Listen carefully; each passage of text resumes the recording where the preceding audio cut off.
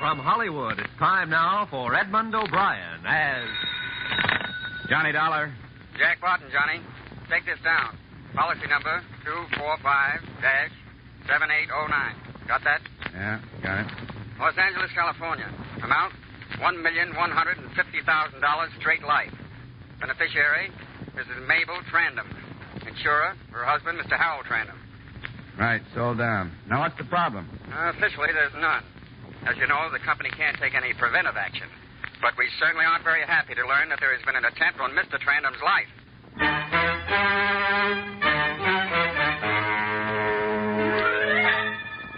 Edmond O'Brien in another transcribed adventure of the man with the action-packed expense account, America's fabulous freelance insurance investigator. Yours truly, Johnny Dollar.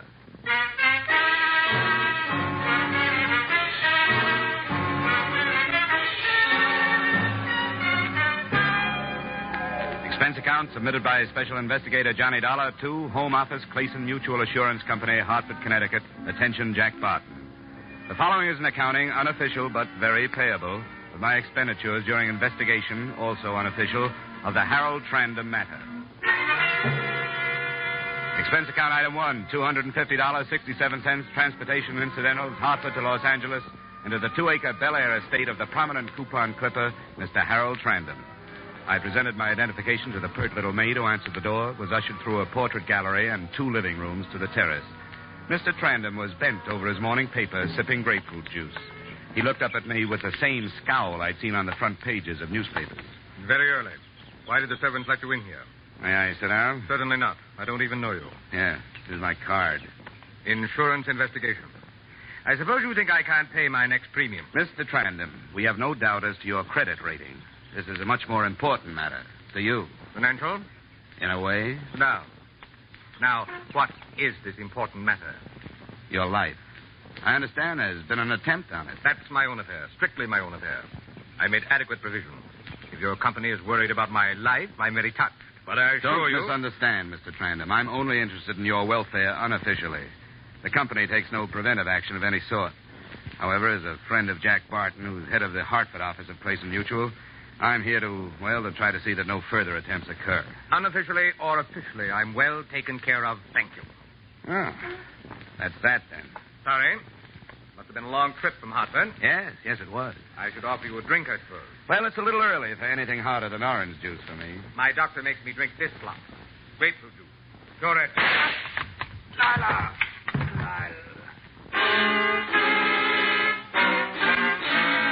Over the table and slid to the floor, still holding his chest.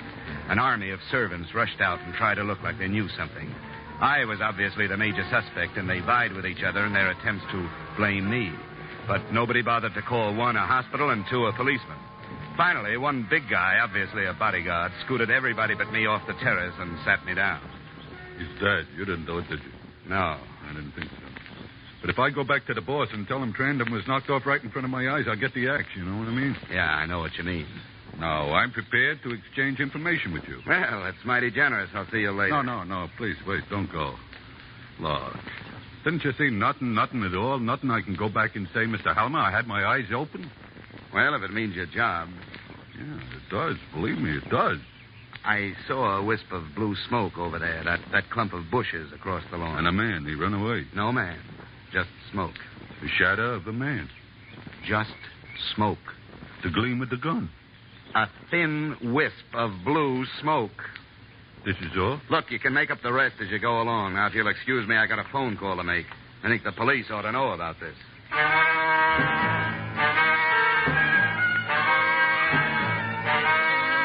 When the sirens arrived, they examined the brush and found a few bent twigs among the straight ones. Nothing to go on. They set about examining all the servants, searching the house, but their efficiency got them nowhere.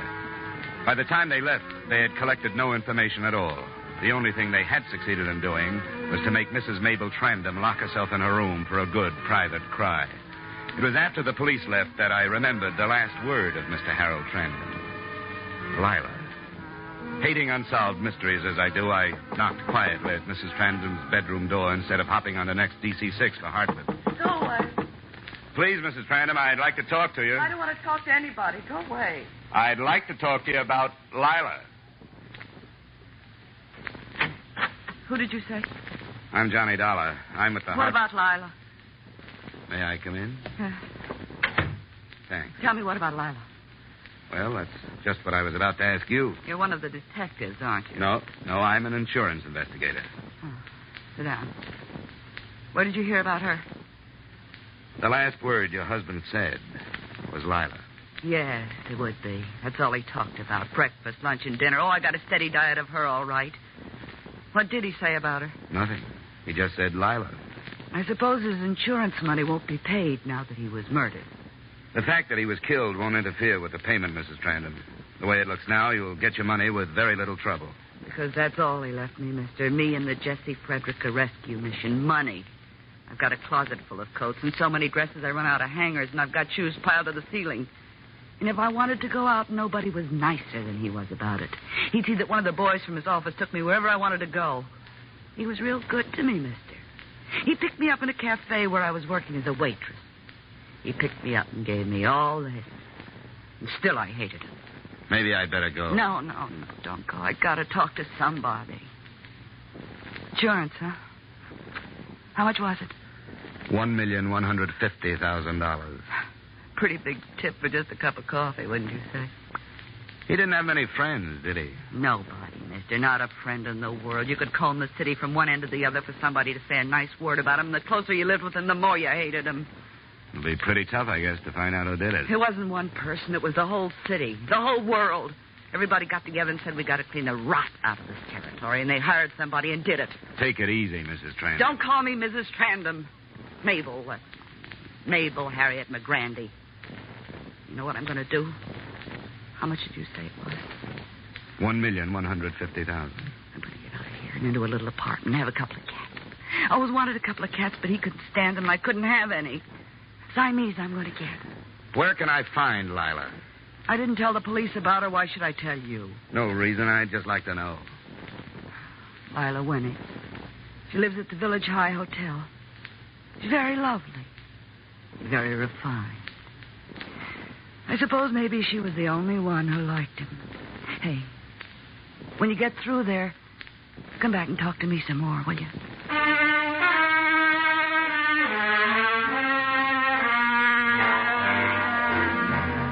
Expense account item 2, taxi fare to the Village High Hotel in North Hollywood. 4 tanned kids dashed in and out of a sprinkler's path.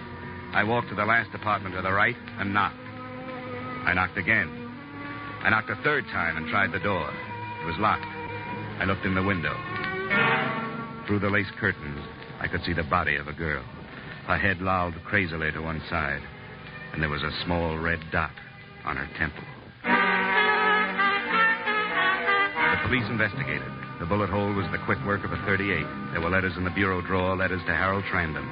The sergeant who found them grabbed the nearest chair, propped his feet up on a stool, and settled down for a long day's reading. Hey, listen to this. How I die to have you put your arms around me again. Darling, you must know how much I miss you. You must know how much I love you. And then she takes it from there. All right, Sergeant. You've had your kicks for the day. Dolly, you seem to be just about everywhere these days. Mabel Trandem gave me her address. She tell you anything? I gathered that Lila was the other woman in this mess. Only one left out of the 3. I think maybe we'd better pick Mabel up. She didn't have time to do it, Lieutenant. I was with her right up to 20 minutes ago. Would you swear to that in the courtroom? Yeah, I'd have to. In that case, let's look around. Thorough search, Sergeant. Room by room. Somebody hasn't heard. Right. I'll get it. Hello? No, she isn't right now. Who's calling, please? I see. No, I don't think she will. I'll tell her. Yeah, goodbye. Jesse Frederica Mission calling. We wondered if Miss Wenig was going to be down today. She hasn't been down since last week. The boys miss her. Bet they do all right. I understand she was quite a charitable girl, devoted a lot of her time to the down and outers. The Jesse Frederica Mission. See you later, Lieutenant. Where are you going? Well, I think I've heard that name somewhere before. I'm going up another blind alley. If I pick up anything, I'll give you a ring.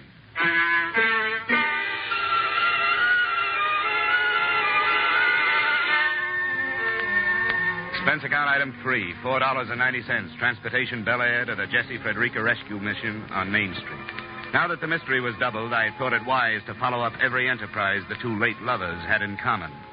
The driver let me out in front of a store with the Jesse Frederica mission, everyone welcome, painted on the window in gold. I walked into the place past little groups of sullen men sipping their coffee from tin cups. There was a room labeled, Wait in Here. An abrupt young man, nattily dressed, motioned me into an inner office and closed the door behind me. I was all alone, except for the smiling old lady at the desk. Your name, please? Johnny Dollar, I'm here on business. Certainly. How long since you've had a bath? Well, this morning You do look pretty clean. I think our young men have a tendency to stay clean much more than, say, 30 years ago. Don't you? Oh, definitely. But I'm not here for a bath. Oh, sorry, but it's required. Any dependents? Not as yet. Good. Have you tried to get a job of any kind? The United States Employment Service? A private agency? I've got a job. Oh, well, then, I'm sorry. I'm an insurance investigator. Oh, you're a graduate. Well, we've had so many come back and thank us. How long since you've been here? A long time. Are you Mrs. Frederica? Miss Frederica. Oh, yes. Well, Miss Frederica. Do you know Miss Lila Wenig? Why, certainly. She's on our board of directors. A wonderful girl. Uh-huh. Did Mr. Harold Trandem also serve on your board of directors? Why, yes, he does. They're very good friends. Yes, I know. I've got bad news, Miss Frederica. They're dead. They were killed. Oh, that's terrible. An automobile? No. How did it happen? Murder. I'm an insurance investigator. If I could stay here for a while, I might be able to learn something of importance. What about it? Well, I don't know. We've never done anything like this before. I promise I'll take that bath. Can't you just pretend I'm one of your boys? Well, perhaps I could, Mr. Dollar. Perhaps I could, Mr. Dollar. You just use all the hot water you want to.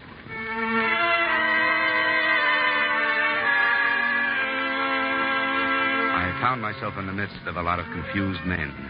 Men made even more helpless by belief in their own failure. I hung around the rest of the day listening to their stories. Toward evening, I found myself reliving an imaginative experience with a little white-haired, stubble-chinned guy who had forgotten I was even around. U.S. Kedison started going up in the morning. I watched it. I never took my eyes off that tape. It was climbing like a bird straight to heaven. Well, I'm telling you, I couldn't breathe. I was so excited, and I turned to Thomas Lamont. He was as close to me as you are, you know. I turned and said, "Looks pretty good, huh, Tom?" And he smiled and said, "Yes, Ben, we're going to be all right." Yeah.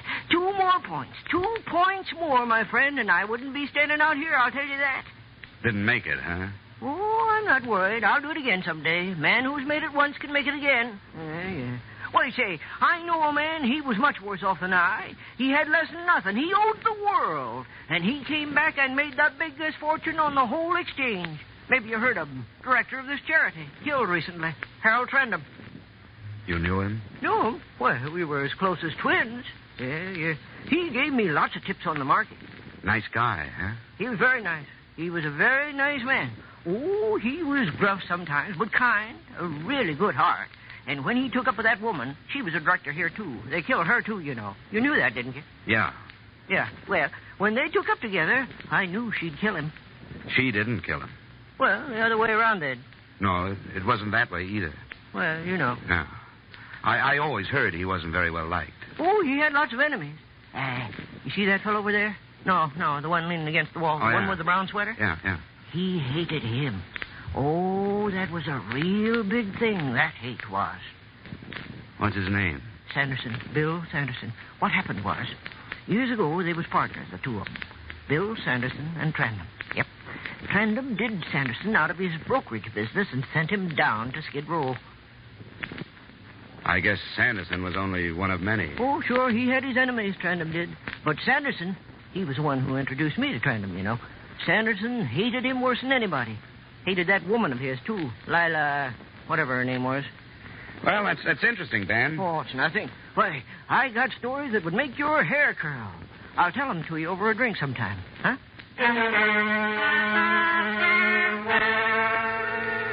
I had noticed Sanderson watching me out of the corner of his eye. He was a big man of indeterminate age, rolling a toothpick around in his mouth.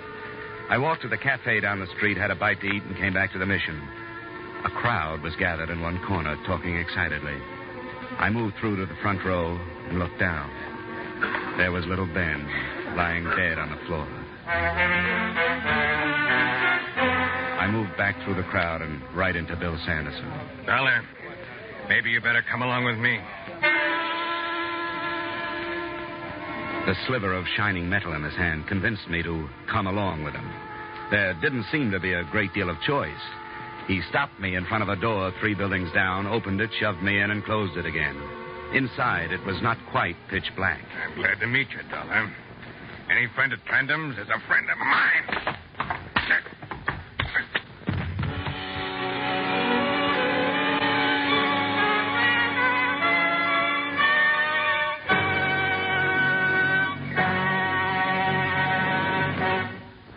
We will return to the second act of yours truly, Johnny Dollar, in just a moment. The radio audience has the chance to be a part of a quiz show. They can enjoy laughing along with the nation's top comedians, too. But Dr. Christian is the only dramatic show on the air which is actually written by the radio audience. Each Wednesday evening, over many of these same CBS stations, you hear Gene Hersholt as kindly, gentle Dr. Christian tell a story which has been sent in by a CBS listener. Here's your chance not only to enjoy a radio show, but be an actual part of that program by writing it yourself. Be listening each Wednesday evening when CBS presents Dr. Christian. And now, with our star, Edmond O'Brien, we return to the second act of yours truly, Johnny Dollar.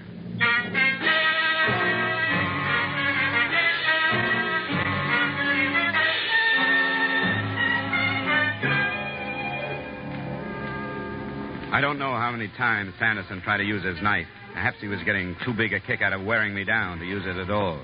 Then I was able to maneuver him around with his back against the light from the street. I grabbed his arm and smashed his fist against the wall. The fist with a knife, and when it dropped to the floor, I went about my work with a new zest. You just picked on the wrong guy, sir. Come on, get up. Okay. Come on. Take it easy. Get up, Sanderson, get up. Stand up straight. Hey, come on now. What about it? Lay off, huh? I got a lot of questions. About how you killed Harold Trandem and Lila Weinig and Ben. They found out, didn't they? Out of my way. He pushed me aside and went out the door, melting into the population of Main Street. For me, the mystery was over and the manhunt had begun. Got away, huh? Yeah, he played possum and I fell for it. Yeah, we got all the cars on the lookout. Too late to stake out the neighborhood. We'll get him. You can go on home. No, I'll stick around just for laughs. I've got kind of a personal interest in this case. So I see. Didn't do your face much good. I think I'll drop over to the widow's house. Oh, Mrs. Trandem? Yeah, she asked me to drop back to keep her company. With Sanderson on the loose, she may need more company than she thinks.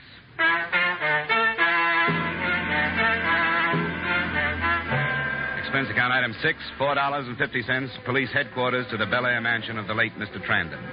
As the cab pulled away, I noticed a familiar hulk standing on the stoop. It was the big bodyguard, and he ran toward me as if he'd just seen an old friend. Oh, mister, I'm so glad to see you again. You just don't know. Hadn't you better report back to the office? There are liable to be plenty more bodies to guard. I was fired. Oh, no kidding. He wouldn't even give me a chance to explain. Mr. Halmer, I said, mistakes happen. What happened to me could have happened to anybody.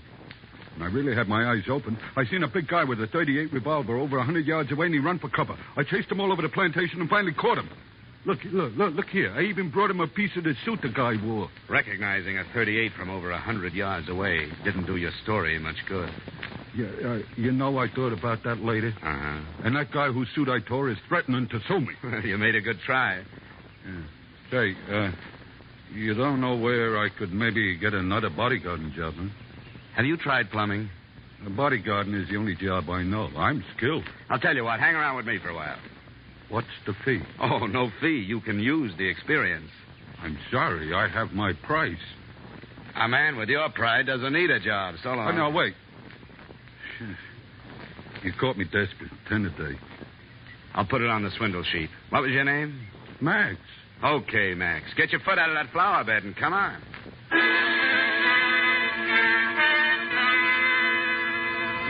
My earnest protector and I went up the grand staircase led by a butler Max keeping a good 6 paces behind me like an Arabian bride.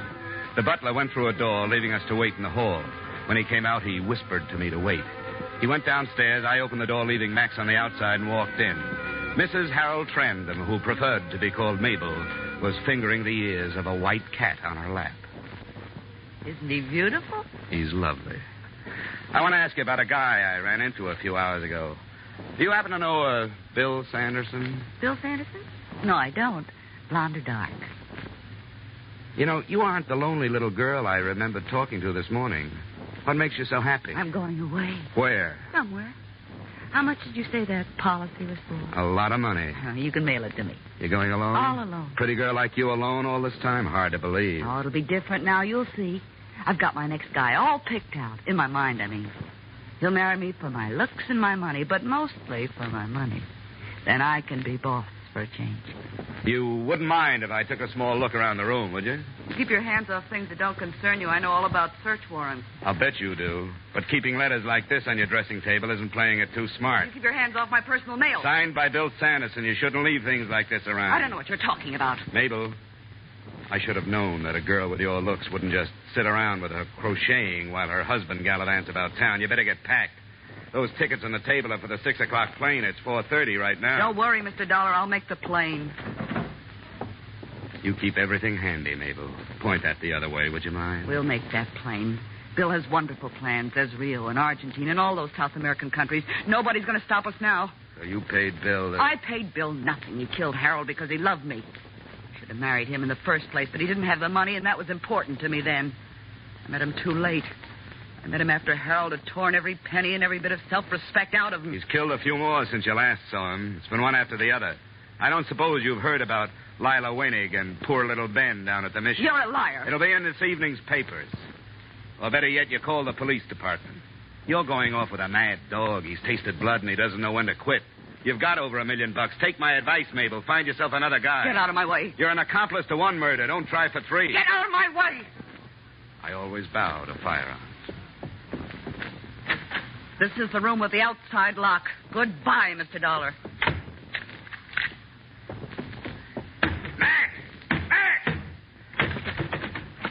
Hey, boss, what happened? Where were you? Oh, I was catching a few winks. Tired? I thought I'd die. That's being on the job, Max. You're fired. Why? What did I do? A young lady and a killer are about to embark for South America, and you ask what you did. Here's your 10 spot. Try the want ads. I ran down the stairs, brushed aside the butler, and opened the front door just in time to see Mabel's car pull out of the garage and grind over the gravel to the gate. Through the rear window, I saw her suitcases piled high in the back seat. I rushed back into the house and grabbed the phone.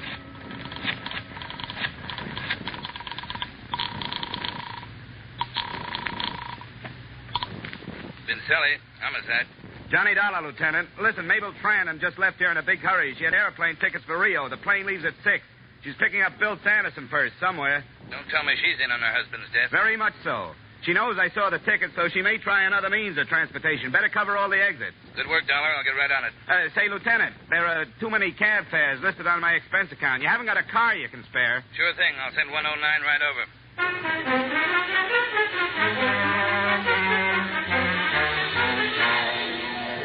He sent 109 right over. We got to International Airport in time to check the passenger list. Sure enough, there was a name, Mabel Trandem. We waited till departure time, and I felt a little like Drew Pearson must when his predictions come true. She didn't show, Dollar. I better check with headquarters to see if she's been reported at the railway stations or the bus depots. Smartest thing she could do now would be to pick up Sanderson and head for the border by auto. I've already sent out a roadblock notice. Well, your job is done, Dollar. Why risk your neck? This is one I don't want to just read about. And then there's the matter of $1 million policy. Before we're through, we might have to dig up the second beneficiary.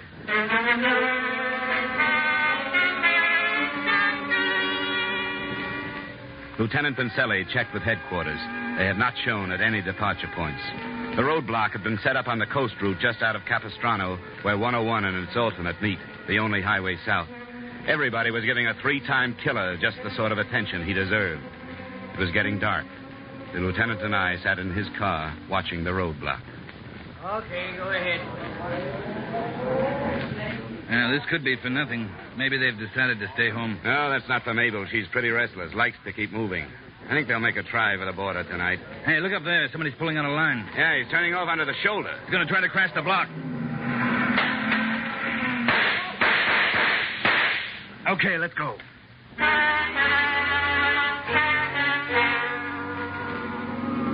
We weren't even sure it was Sanderson and Mabel. Might have been a couple of rum smugglers for all we knew. Whoever it was paid no attention to our siren, but we pulled closer, hugging the curves by using the whole road. See if you can use that rifle, Dollar. Right. There goes the tire. They're out of control.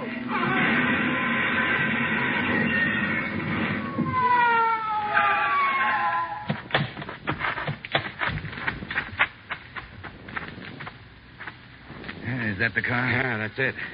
Let's try to get this door open. No use, Lieutenant. Look inside.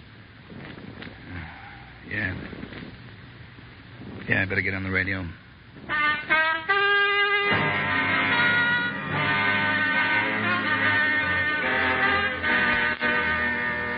Expense account item 7, another cab fare, $4 from my hotel to the Jesse Frederica mission. It was a week later. The old lady nodded me to a chair, and I sat down. Well, Mr. Dollar, it's good to see you again. Won't you sit here? I think this seat will be more comfortable. Thank you. I've just come to say goodbye, Miss Frederica, and wish you all the luck in the world. And I've got something for you. A contribution? I think you'd better sit down first. Miss Frederica, I wish I could have the pleasure of giving checks like these to people like you more often. And don't try to count the zeros. 1,150,000. Oh, Mr. Dollar. It's from a guy named Harold Trandem. It's his way of giving back about 5% of what he should never have taken. I can't believe it. How did it happen? He named the Jesse Frederica Rescue Mission as a second beneficiary, and the first beneficiary is dead. Please excuse me, Mr. Dollar. I think I'm going to cry.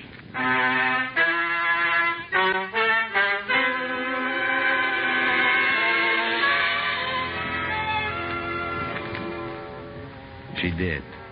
As quietly as possible, I got up and left. I walked out onto Main Street, down past the little shops, the surplus stores, the shoe shine parlors, and the all-night movies. And I couldn't help thinking, $1 million can buy a lot of turkey dinners. Expense account total, $736.82. Yours truly, Johnny Dollar.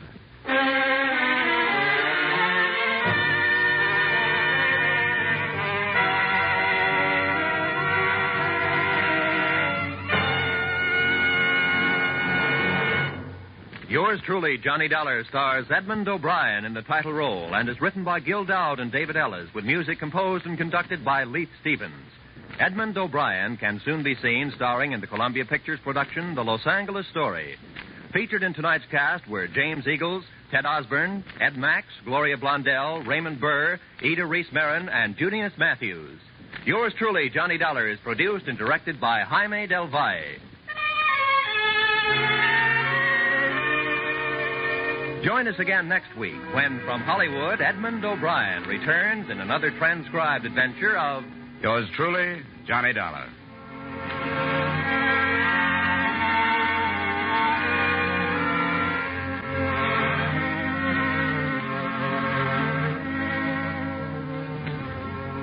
This is CBS, where Wednesday night is Bing Crosby night. The Columbia Broadcasting System.